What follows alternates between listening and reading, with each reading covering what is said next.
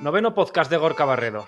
Hoy vamos a traer y vamos a hablar de una guía básica de cuchillos para cocinar en casa.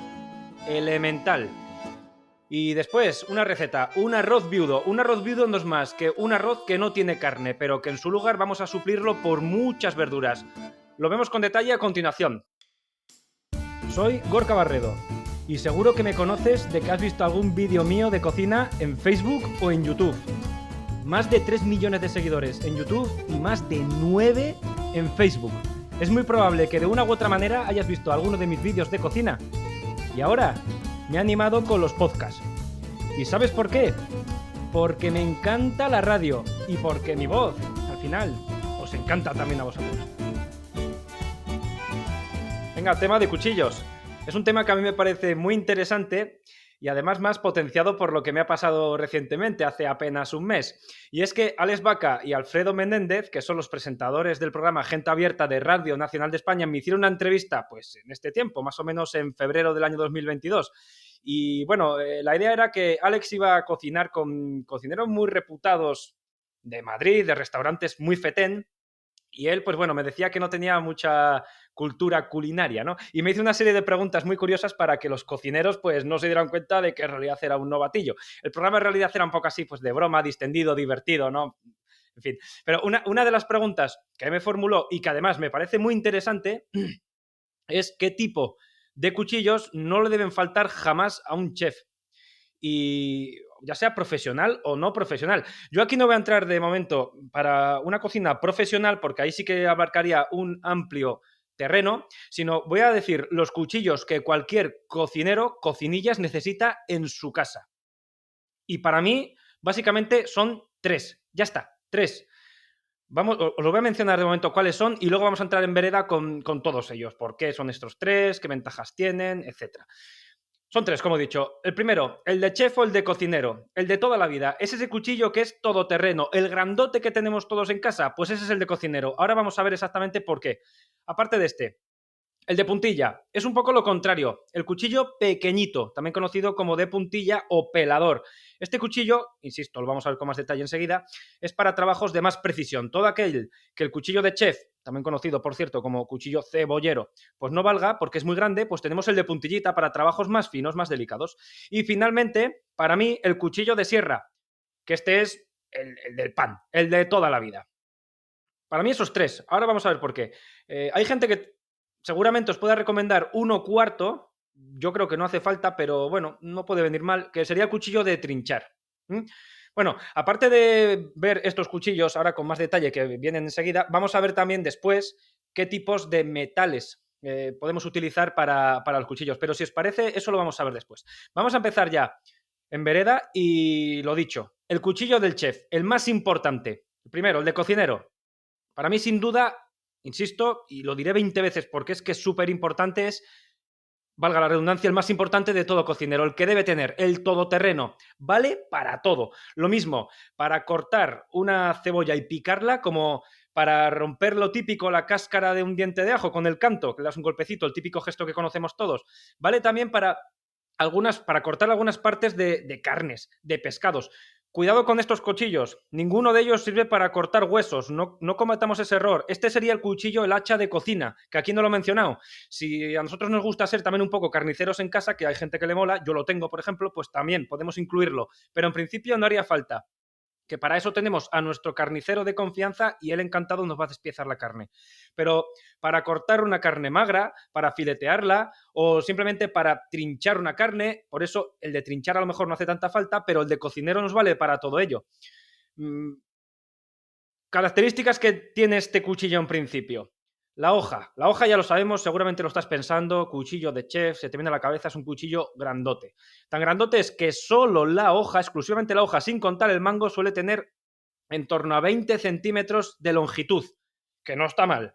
Los hay hasta de 30 y hasta de más.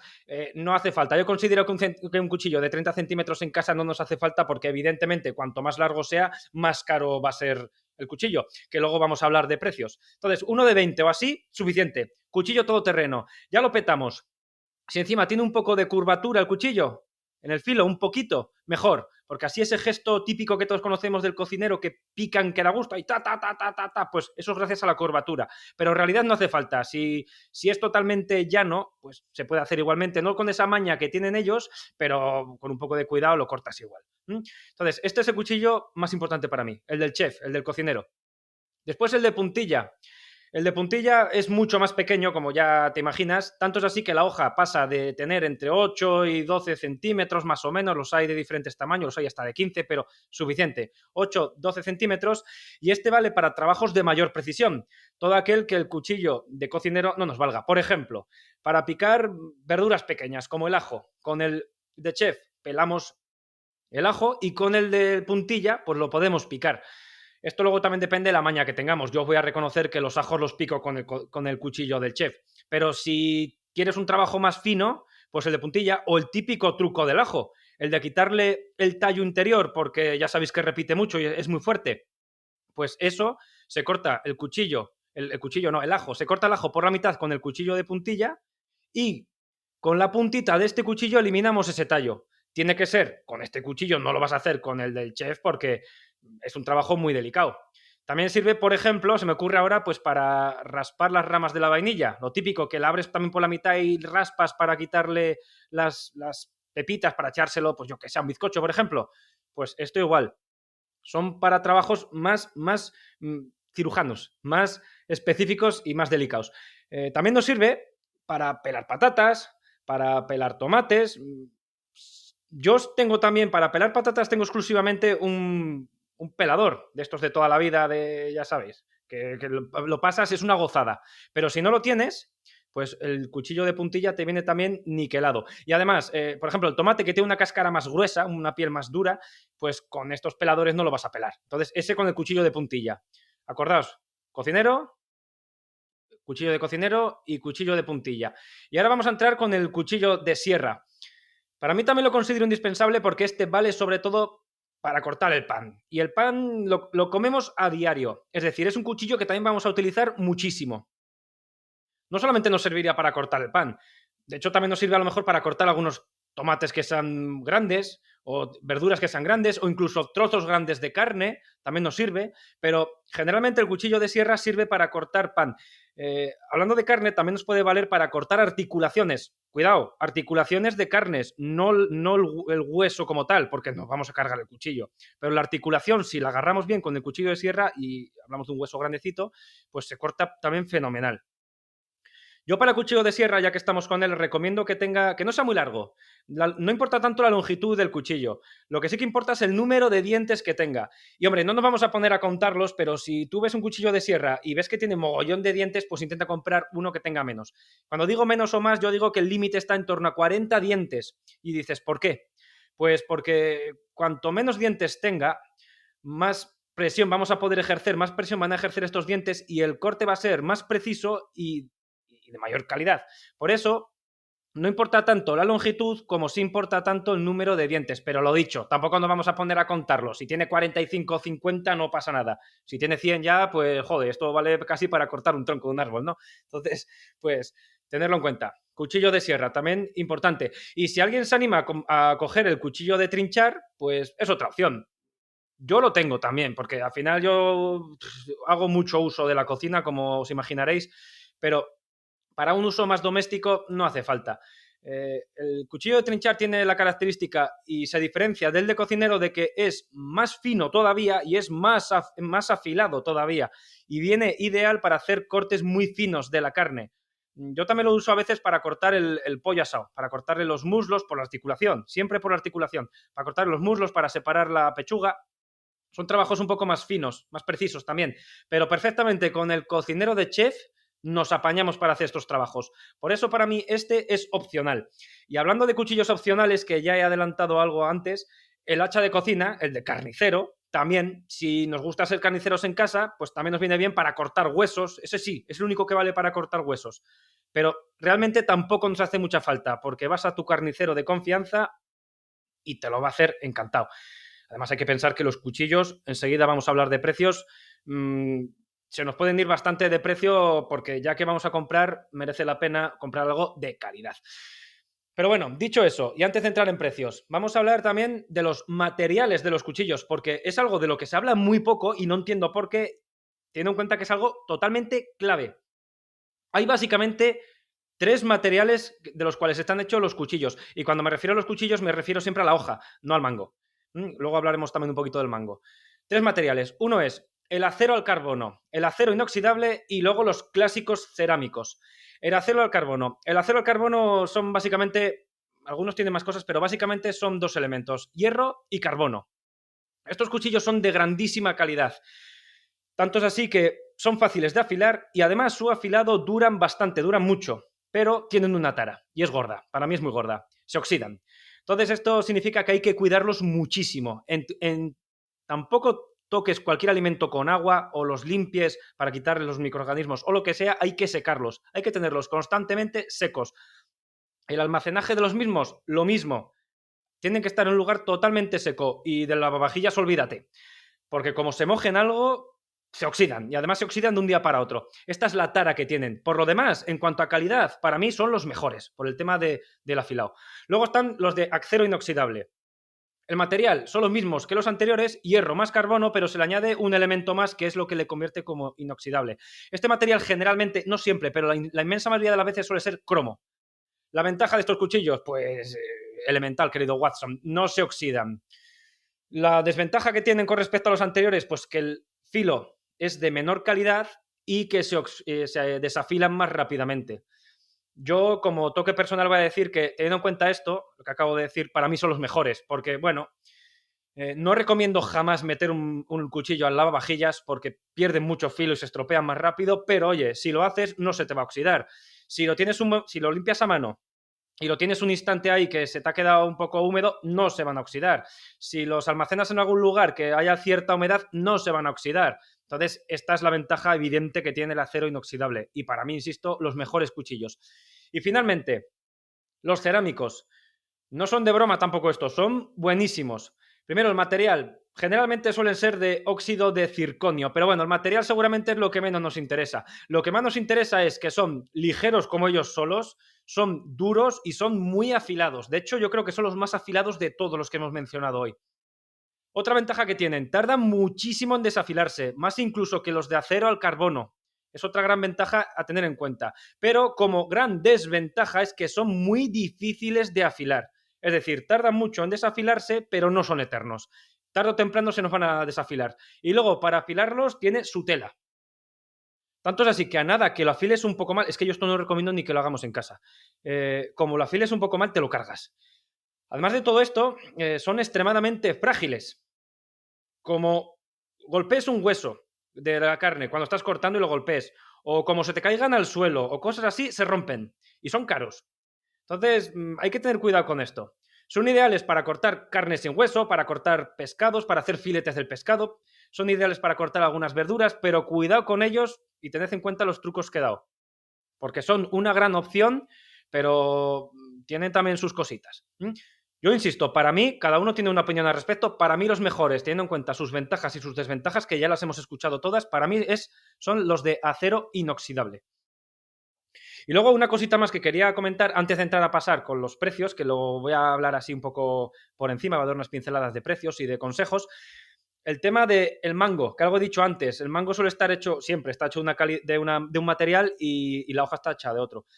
Bueno, esto es importante también. Para mí los mejores cuchillos son aquellos que, vamos a decirlo así, entre comillas, para que me entendáis, son aquellos que la hoja está integrada dentro del mango. Que esto no es exactamente así, pero podríamos decir que es tal cual. Esta parte, que es como que es una única forja, es una única pieza. El cuchillo, la hoja y el mango son una única pieza. Realmente lo que pasa es que la hoja del cuchillo la alargan de tal manera que en la base la alargan de tal manera que la meten en un mango y esta parte se llama espiga.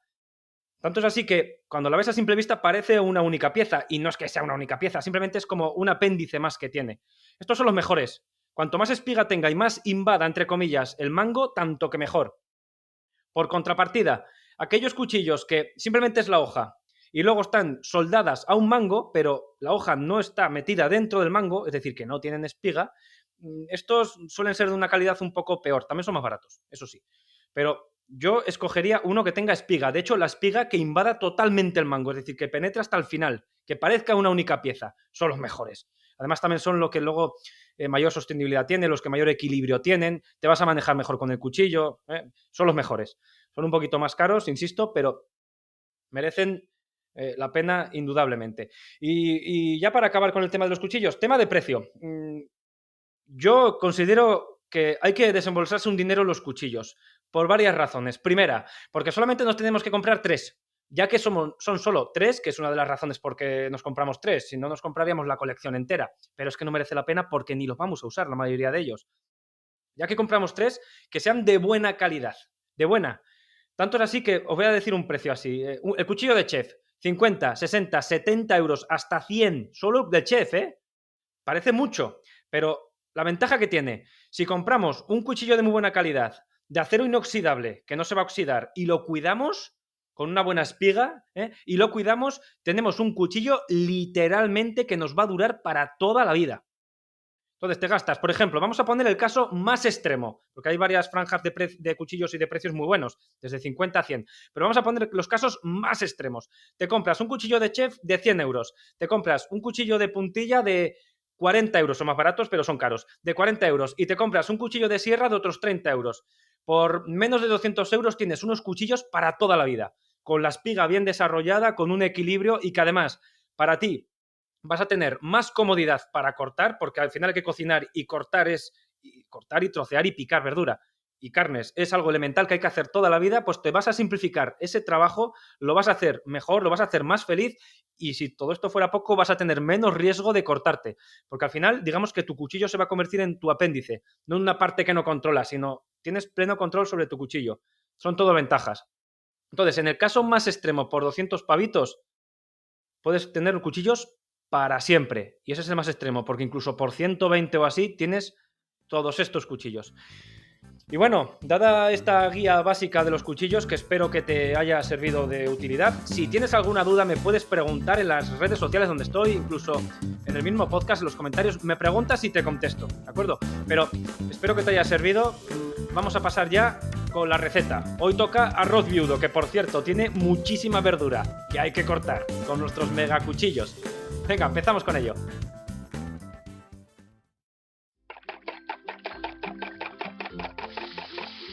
Las recetas de Gorka Barredo.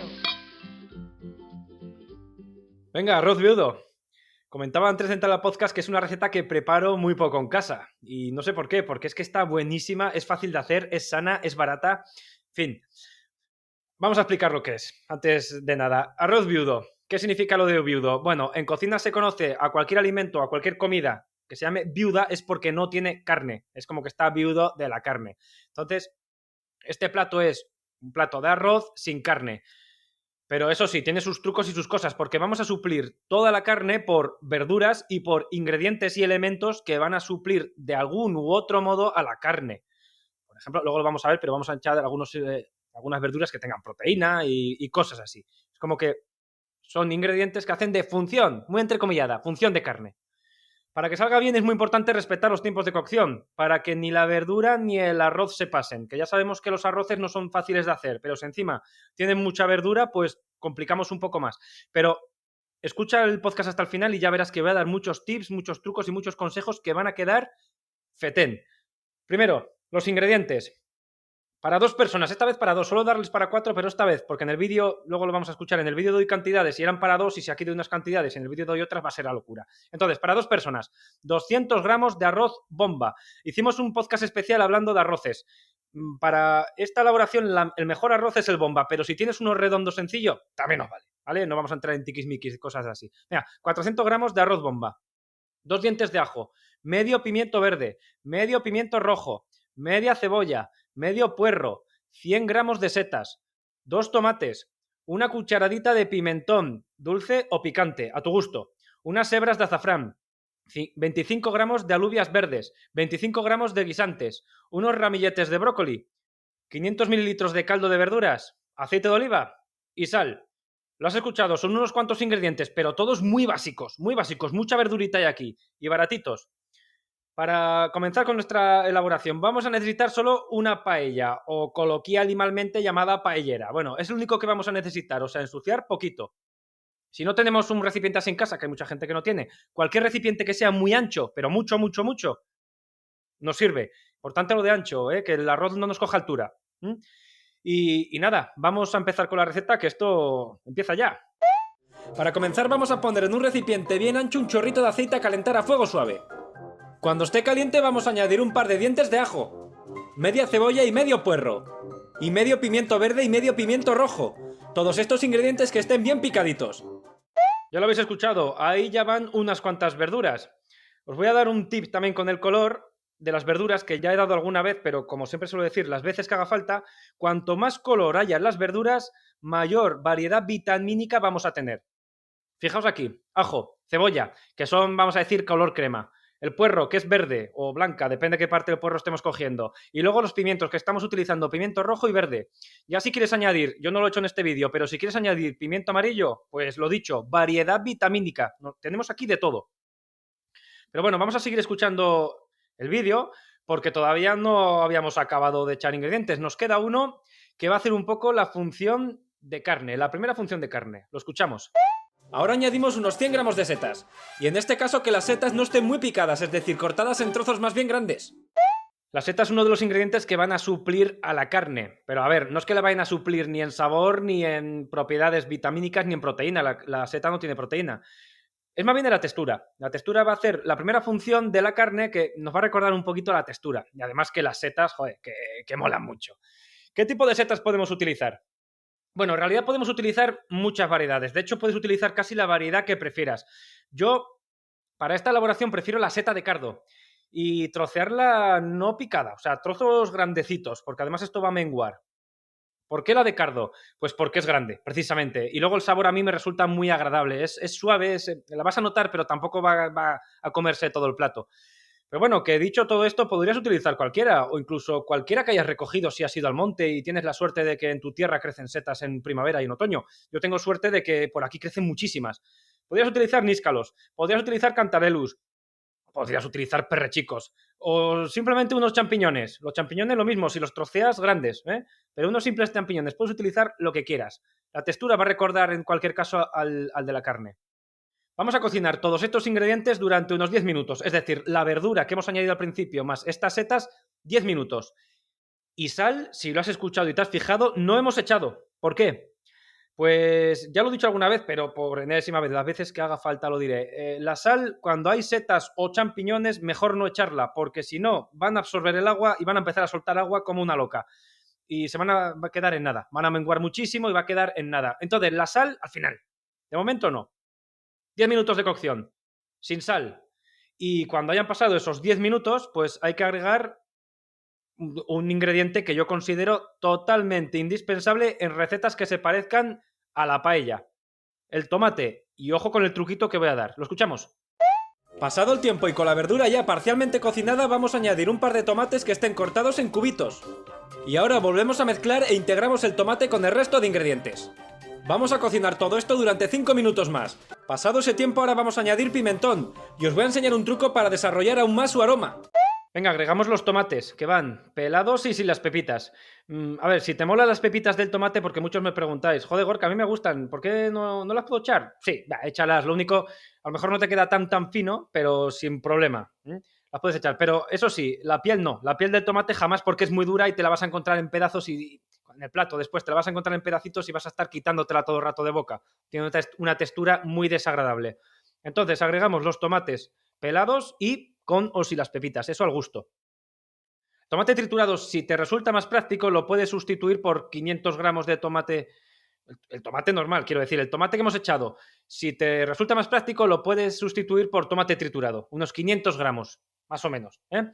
Y lo que he dicho antes del truco, aquí va a entrar en juego pimentón y va a entrar en juego azafrán, que esto aquí ya vienen sabores ricos.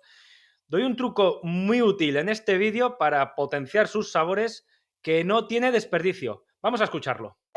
Ponemos una cucharada de agua en un vasito y a este agua le vamos a añadir una cucharadita del pimentón. Para darle más sabor a nuestro arroz le vamos a añadir unas hebritas de azafrán. Y después lo vamos a mezclar todo con el agua, de tal manera que nos quede como una especie de pasta roja.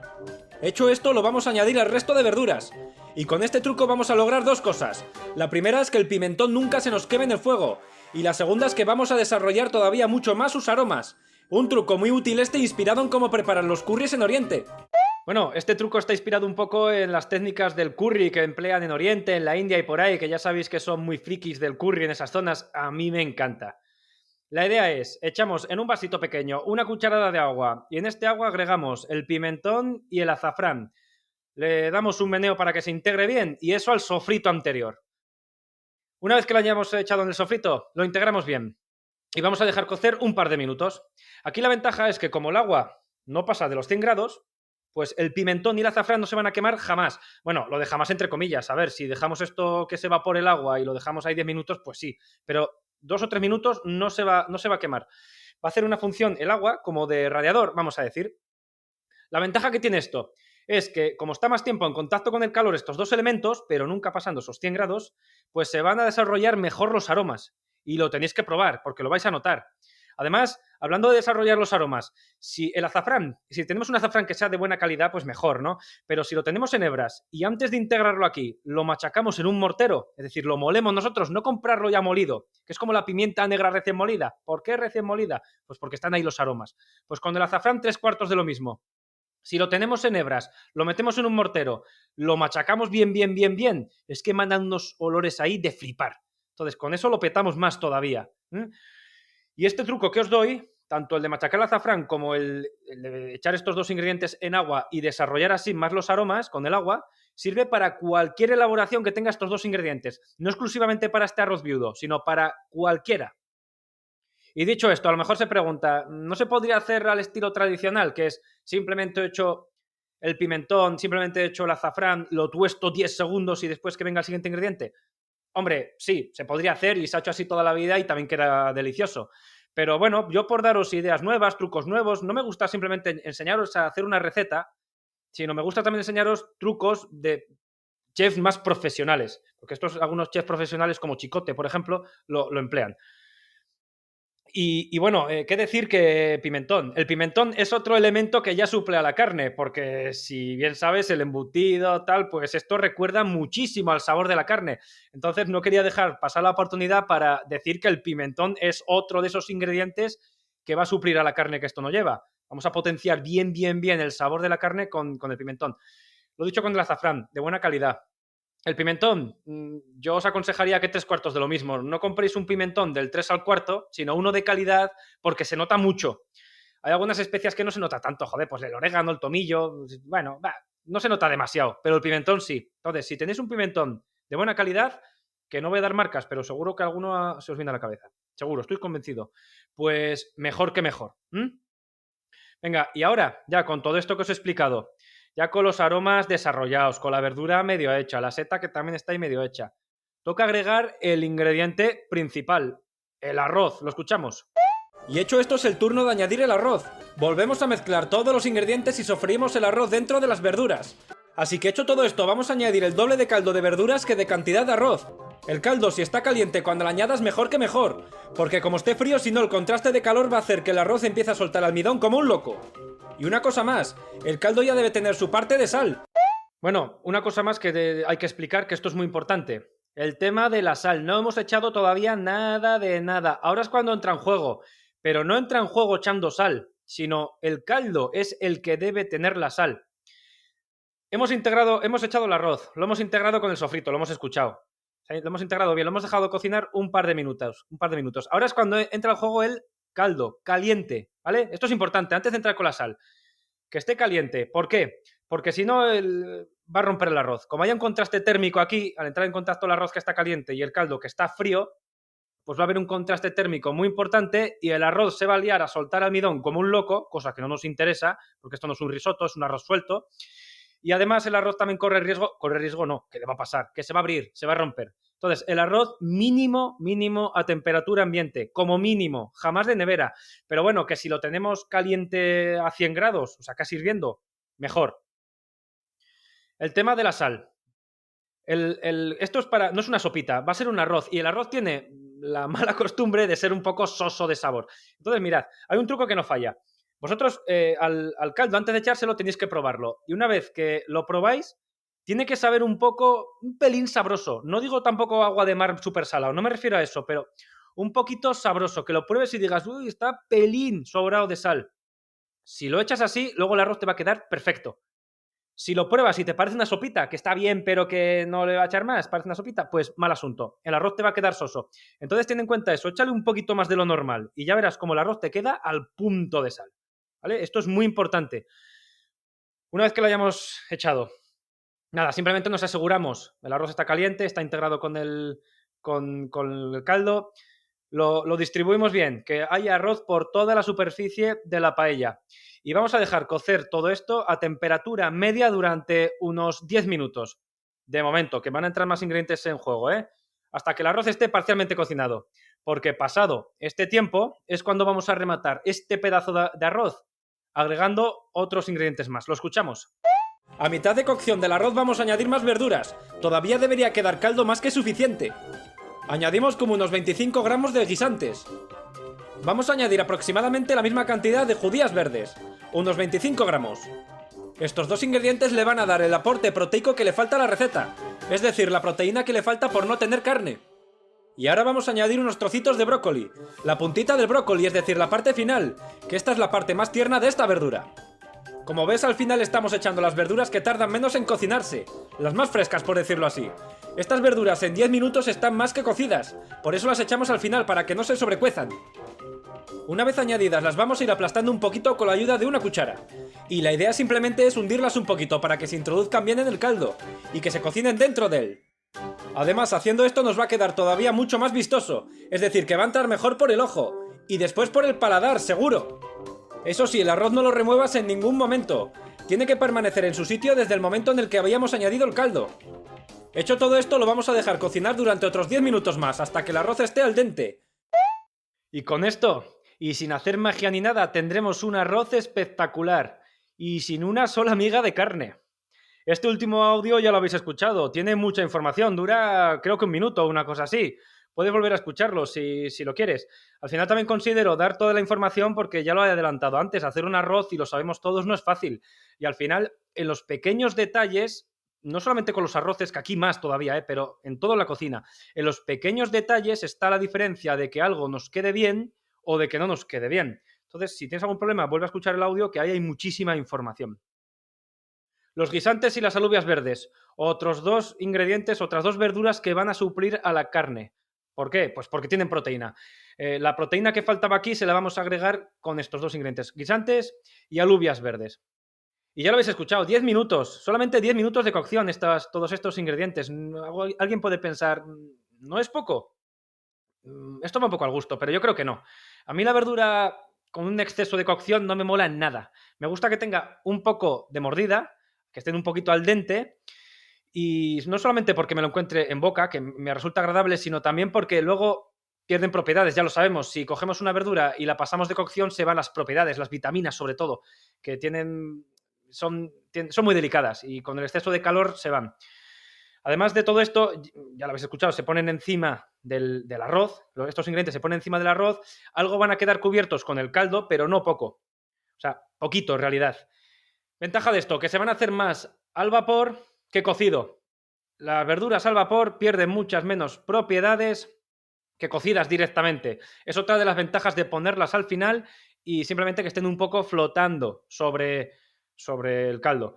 Otra ventaja que también tiene de hacerlo así es que nos va a quedar muy visual. Y es que si lo veis en el vídeo, queda maravilloso. La foto es maravillosa porque ves todas las verduras flotando, con los colores, en el fondo el arroz. Son todo ventajas. Y con esto ya tenemos un arroz viudo que no tiene complicación y con los trucos que os he dado, menos todavía. Y ahora cuando escuchéis el resumen, ya veréis qué fácil es. Atención. Para hacer este arroz viudo, de forma resumida, vamos a hacer un sofrito básico con los dientes de ajo, la cebolla, el puerro, los pimientos y las setas. Después vamos a agregar el tomate, que ya sabéis que tiene un tiempo de cocción menor, y vamos a dejar que se cocine otros 10 minutos más. Hecho esto, vamos a agregar el pimentón y el azafrán. Recuerda que puedes hacerlo con la técnica que te he enseñado en este vídeo y si no, la puedes hacer al modo tradicional. Ahora toca el truco y el echar el arroz y el caldo. Vamos a dejar cocinar 10 minutos más. Acuérdate, el caldo caliente y que esté un poco pasadito de sal. Y finalmente, cuando hayan pasado esos 10 minutos, con el arroz a semi-hacer, añadimos los guisantes, las judías verdes, el brócoli y vamos a dejar hasta que el arroz esté al dente. Si te parece que el arroz te está todavía muy duro para tu gusto, que no lo he dicho, pero lo digo ahora, pues ya sabes, lo dejas en el fuego apagado, eso sí, lo tapas con papel de aluminio, lo dejas ahí que se termine de hacer con sus propios vapores y ale, esperas 5 o 10 minutos hasta que esté a tu gusto. Y con esto un arroz que a ver si me animo y lo preparo más en casa porque es fetén. Venga, y ahora vuestra sección, la sección de preguntas y respuestas. Vuestras preguntas. Gorka responde. Venga, vuestra sección, vuestras preguntas y respuestas. Preguntas que me formuléis en las diferentes redes sociales, en Instagram, en Facebook, en YouTube, algunas hasta incluso en TikTok. También podéis hacerlas en los propios comentarios del podcast, en iVoox. Podéis preguntarme lo que queráis en la plataforma que queráis y yo responderé. Y hoy las preguntas me las va a formular Verónica, que ya fue colaboradora anteriormente en un anterior podcast. Hola Verónica, ¿qué tal? Hola Gorka, buenas tardes, ¿qué tal? Muy bien, pues aquí estamos ya. Una de mis secciones favoritas. Me gusta mucho interactuar con la gente, sobre todo resolver sus dudas y sus cositas que tienen que... vamos a decir que me resulta grato ser de ayuda.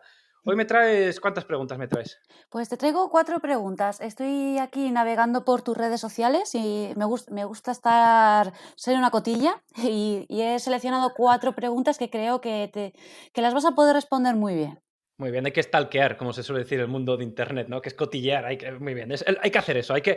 No, ahora en serio, hay que tener muy presente a los oyentes y a los seguidores en general, porque sin ellos, siempre lo digo, no seríamos nada y eso es verdad. Así que, cuéntame, ¿qué me traes? Primera pregunta. Pues aquí estoy con Facebook y bueno, la primera pregunta viene de parte de Doreli Guzmán. Ella te pregunta, hola Gorka, ¿me puedes dar un tip para que la lasaña de berenjenas no quede con tanto líquido? Un truco para que la lasaña de berenjenas no quede con tanto líquido. Entiendo que lo que suelta aquí agua será la propia berenjena. Claro. Sí, aquí una de las cosas que pasa con la berenjena es que es una verdura que tiene muchísimo agua y como no la tratemos bien, pues al final, cuando la estemos horneando, va a soltar pues todo el agua que contiene. Un tip, pues mira, se me ocurren varios. Si no nos gusta el amargor de la berenjena, lo que podemos hacer es, cuando la laminemos, la cortamos, ¿no? Y una vez que la laminemos, la dejamos sobre una tabla de cocina y le echamos sal. Esperamos unos 30 minutos más o menos y va a empezar a soltar agua como una loca. Ya lo hemos dicho 1000 veces, es que la sal tiene esa propiedad, absorbe el agua. Bueno, pues pasado ese tiempo, con un trapito eliminamos esa salmuera y con eso ganamos dos cosas. Una, eliminamos buena parte del agua y la segunda, vamos a quitar también el amargor. Si hay gente que le gusta el amargor, ¿eh? Para esto solo te va a dar una segunda solución. Con esa valdría una. La segunda es lo mismo, la cortamos, pero en este caso, en vez de echarle sal, las vamos a hacer a la plancha. Es decir, antes de meterlas en el molde para formar la lasaña, las cocinamos un poquito a la plancha. La plancha va a hacer que buena parte de este agua pues se evapore antes de ponerla sobre el molde y con eso va a soltar, agua va a soltar siempre, pero en vez de soltar la cantidad burra que suelta, pues va a soltar a lo mejor solo un 15%. Entonces son dos respuestas que puedo dar que incluso se pueden compaginar entre sí. Se puede hacer lo de quitar el amargor y lo de pasarlas a la plancha. Las dos valen, incluso las sumas de ambas valen. Pues seguro que Doreli lo está apuntando y lo va a tener en cuenta cuando haga su propia lasaña el próximo día. Aquí justo, mira, acabo de ver una pregunta que está relacionada con la receta que nos acabas de dar, la del arroz viudo. Mary Sánchez nos dice, ¿qué es lo más importante para que el arroz de la paella quede perfecto? Dime la proporción de agua y arroz. Bueno, pues en este vídeo precisamente, joder, viene como al niño al dedo, ¿eh? ¿Sí? En esta receta que acabamos de dar ya he dado muchos trucos, pero uno de ellos, y yo creo que es el más importante, es que utilicemos un arroz de calidad, ¿eh? El arroz bomba, ya lo he dicho, es el más importante, pero no todos los arroces bomba son iguales, ¿eh? Ojo, que no tiene que ser un arroz bomba de calidad. ¿Cómo sé yo si un arroz bomba es de calidad o no? Pues desgraciadamente aquí lo único que te lo va a decir con casi total seguridad va a ser el precio. Cuanto más caro sea, mejor, ¿eh? Más truco, ya hemos dado. La cantidad de agua, esto es importantísima. Siempre el doble de agua que de arroz y siempre en cantidades de volumen, no de gramos, ¿eh? Porque no es lo mismo un vaso de arroz que un vaso de agua. Pero ahí no nos vamos a equivocar. Un vaso de arroz son en torno a 200 más o menos 200 gramos de arroz. Y vamos a necesitar el doble de agua en volumen que de arroz, es decir, 2 vasos de agua, que suelen ser 500 mililitros. Ya hemos visto que no es la misma cantidad. Eso es importantísimo. Si el arroz, porque es que luego también depende muchísimo del tipo de arroz. Hay arroces que se hacen en 16 minutos, otros que se hacen en 19, otros que se hacen en 17, y esos tiempos pueden marcar una gran diferencia a la hora de elaborar estas recetas.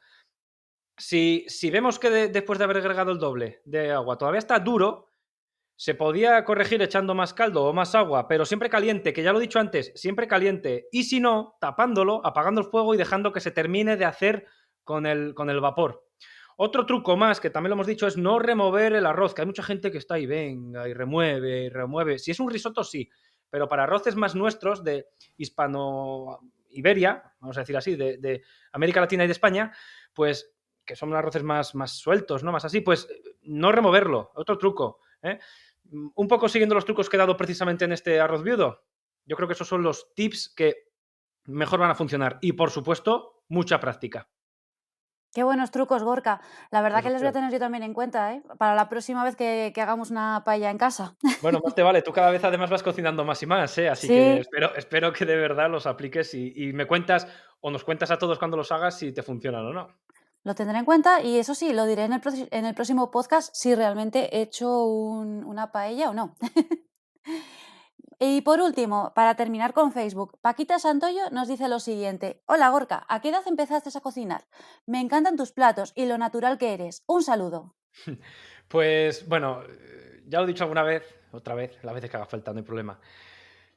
Yo no soy el típico que empezó a cocinar a los 5 años, que ya a los 5 años o 7 años estaba deseando ser chef profesional, que cocinaba con su madre, yo no. Yo a esos años y con 12 y 13 y 15 años estaba a otras cosas, estaba a las videoconsolas, estaba a los videojuegos. Lo de cocinar me vino más tarde. Sí que con esos años, con 10 así, pues algo ayudaba a mi madre, no, tampoco hacía nada, algo hacía, pero muy básico. Pues coge las albóndigas y échalas en la salsa. Pues eso, ya está. Cosas mega básicas. Lo de cocinar más en serio ya me puse con 20 años o así. O sea, si lo pensamos es un poco tarde. Y esto fue porque me emancipé de casa de mis padres, que ya tocaba y me tocó cocinar para mí.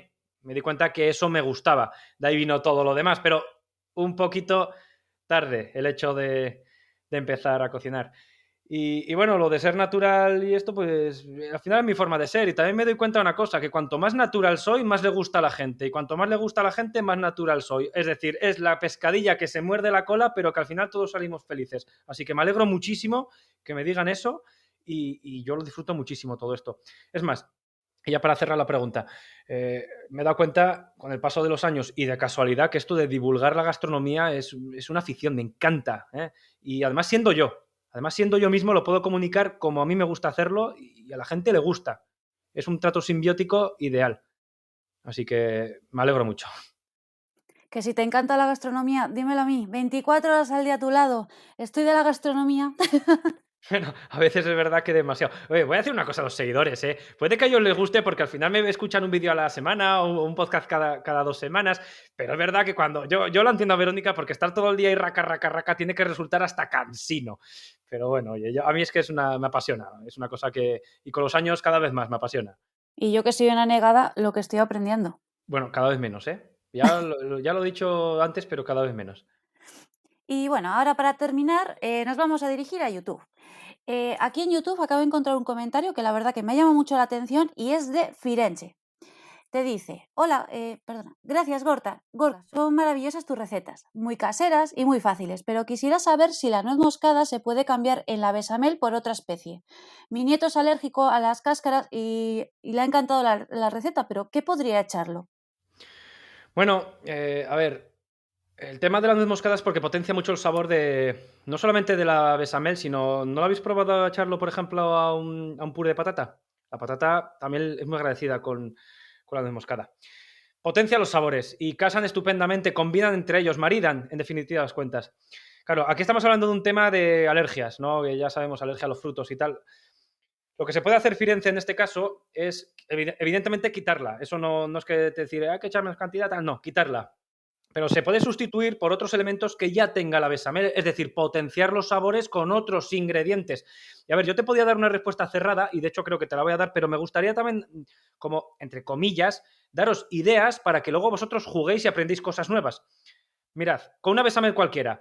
La bechamel, por ejemplo, le puedes echar un poquito menos de sal y un poquito menos de pimienta, ya sea negra o blanca, a favor de la nuez moscada, ¿vale? Pero no le puedo echar nuez moscada porque soy alérgico o alérgica a la nuez moscada, ¿no?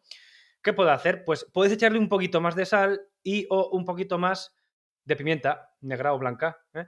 Y con eso digamos que estás potenciando los sabores, pero con otros ingredientes. Tienen que ser ingredientes, eso sí, que mariden bien. A ver, el tomillo no le va muy bien a la bechamel. Por ponerte un ejemplo, no le va muy... Pues con tomillo no. Pero si sabemos que la pimienta lo potencia, pues pimienta. O un poquito más de sal, sin pasarnos, ¿se entiende? Todo esto vale con cualquier cosa. Es decir, si yo soy alérgico a tal cosa, ¿con qué puedo sustituirlo? Puedes sustituirlo con otros ingredientes que ya lleve la receta, echándole más cantidad, sobre todo de especias. Otro ejemplo que se me ocurre así por encima. Vamos a decir un ragú clásico, así por encima. El ragú clásico me gusta echar, a mí, luego cada uno echa una cosa, pero me gusta echarle romero, tomillo y orégano. Alguien te dice, a mí el tomillo no me gusta, vale, pues quítalo y échale más cantidad de romero y más cantidad de tomillo. Y ya está, ¿no? O de orégano, ya no sé cuál especie había dicho, pero bueno, ya, creo que lo habéis entendido. Esa es un poco la clave. La idea es, se quita pero en su lugar lo sustituimos por otras especias que la receta tiene y que a mí me gustan. Es potenciar los sabores. Quedaos con eso, más que con deciros, no, pues quítalo y echa este otro ingrediente. Pues quedaos con la idea de que tenéis que jugar con la cocina y esa es la auténtica respuesta que os va a valer. Que aprendáis algo y que lo podáis llevar a cualquier nivel. Siempre tienes una respuesta para cualquier pregunta que te haga. De gastronomía solo, ¿eh? Si me vienes a preguntar aquí cosas así más raras de electrónica o de mil cosas. De gastronomía, solo de gastronomía. Pues estas han sido las preguntas, Gorka, por esta semana. Vale, pues nada, yo con esto ya termino el podcast de hoy, podcast número 9. En breve vamos a hablar del 10, en 2 semanas vendrá el siguiente. Tema para el siguiente podcast. Como hoy hemos hablado del tema de cuchillos y cositas así, pues voy a traer también una guía básica, pero en este caso de menaje vario. Lo vamos a escuchar con detalle en el siguiente podcast, pero qué ollas hay que tener, de qué materiales son, tablas de cocina, qué sé yo, cucharas, espumaderas, cosas así, cosas más genéricas, básico que debe tener cualquier cocina doméstica, siempre doméstica. No voy a entrar en lo profesional porque no lo considero oportuno. Y como receta, vamos a traer un pollo Kentucky Fried Chicken. Además, versión Gorka Barredo, eso sí. El pollo KFC de toda la vida del restaurante de comida rápida, pues a mi versión. Es una receta que está muy especiada, que viene un poco a cuento de... Bueno, no a cuento, ha sido casualidad, pero quiero decir que casualidad que justamente venía con el comentario anterior, que el tema de especias, de que se puede echar... Pues un pollo Kentucky Fried Chicken que a mí me encanta. Incluso en algún bar me han preguntado que cómo lo pueden hacer, a nivel así un poco de tú a tú para servir a los clientes. Así que nada, ya tenemos tema. Doy por despedido, por cerrado el podcast de hoy. Te animaría a que me dejaras comentarios, ya sea aquí, el podcast está en iVoox, en Spotify. Hemos abierto un canal de YouTube exclusivo para el podcast. Se llama Todo como el Profe Podcast, el podcast de Gorka Barredo. Puedes escucharlo en cualquiera de las plataformas, en la que te resulte más cómoda. Y por supuesto, pues ya sabes, estoy en YouTube, que iba a la cocina, en Instagram, en TikTok, como @GorkaBarredo. Si te gusta mi contenido, sígueme, no lo dudes, ¿eh? Yo estaré encantado de ofrecértelo. Me despido ya aquí y nos escuchamos en el siguiente. Recordad que podéis escuchar el podcast de Gorka Barredo en Spotify, Apple Podcasts, iVoox, Podimo y el resto de plataformas. Sigue a Gorka en su Instagram, @GorkaBarredo, y en Twitter, @QueVivaLaCocina. No te pierdas ninguno de sus vídeos de Que Viva la Cocina, tanto en YouTube como en Facebook. ¿Te gustaría encontrarte con cientos de recetas de Gorka Barredo? Entra en su web, cocinacaserayfacil.net. Y por si esto fuera poco, ahora puedes encontrar en tu librería el segundo libro de Gorka, Que Viva la Cocina 2.